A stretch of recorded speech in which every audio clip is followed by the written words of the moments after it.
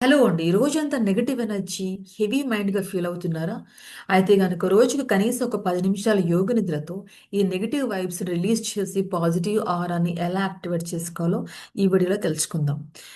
అయితే యోగ నిద్ర అంటే డీప్ రిలాక్సేషన్ మెడిటేషన్ అండి. మన బాడీ రిలాక్సేషన్‌లోకి వెళ్ళి బ్రెయిన్ స్ట్రెస్ నుంచి రీసెట్ అవుతుంది.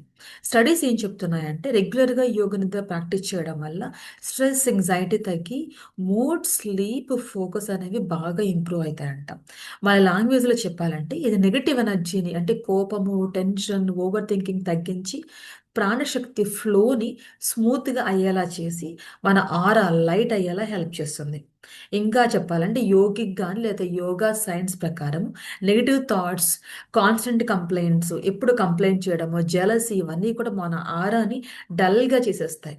ఇంకొక సీక్రెట్ చెప్పాలంటే యోగ నిద్ర చేస్తున్నప్పుడు మన బ్రెయిన్స్ మన బ్రెయిన్ యొక్క వేవ్స్ థీటా స్టేట్‌లోకి వెళ్తుంది. ఇది ఒక స్పెషల్ స్టేట్ అండి. ఈ వేవ్స్‌లో ఓవర్ థింకింగ్ ప్యాటర్న్స్ అన్నీ కూడా ఆటోమేటిక్‌గా డిలీట్ అయిపోతాయి. అమిగ్డాలా అంటే ఒక భయమంతా కూడుకొని ఉండే ఒక రూమ్ లాంటిదనమాట. ఈ అమిగ్డాలా కూడా కూల్ అయిపోతుంది. రీసెర్చ్ ఏం చెప్తుందంటే రోజుకి కనీసం 11 నిమిషాలు డైలీ సెషన్స్ అంటే యోగ నిద్ర సెషన్స్ చేస్తే గనక ప్రొడక్టివిటీ అనేది 25% పెరుగుతుందంట. అంతేకాదండి ఒక 40% వరకు ఇతరుల గురించి వరీ అవ్వడము, ఇతరుల గురించి ఆలోచించడం తగ్గించేస్తాము. అంటే అనవసరమైన ఆలోచనలు తగ్గిస్తాము. ఇంకా మ్యాజిక్ ఏంటంటే ఈ థీటా స్టేట్‌లో ప్రాణశక్తి అనామలీస్ అన్నీ కూడా క్లియర్ అయిపోతాయి. మీ చుట్టూ ఉన్న డల్, హెవీ ఆరా లైట్‌గా, మ్యాగ్నెటిక్‌గా మారుతుంది.